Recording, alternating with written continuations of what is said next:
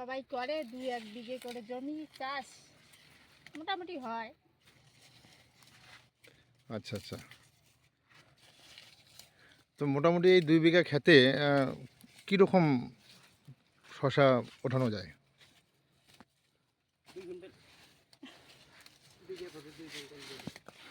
উঠিয়ে মানে কি সেই রকম বৃষ্টি নেই না, বৃষ্টি থাকলে আবার ভালো উঠতো। এখন মনে করো বৃষ্টি এনে ফলন কম হয়ে গেছে, তবুও উঠে 1 বিঘার মধ্যে মানে 2-3 কুইন্টাল করে উঠে শশা চাষ।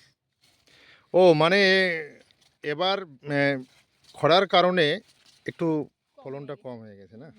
হ্যাঁ, সে তো বন্ধুরা আপনারা তো বুঝতেই পারছেন যে এবার একটা প্রাকৃতিক এমনই দুর্যোগ, ধান থেকে শুরু করে পাট থেকে শুরু করে সবজি ফসল পর্যন্ত কমে গেছে। কৃষকের বড় একটা লোকসানের পর্যায়ে সম্মুখীন হতে হয়েছে।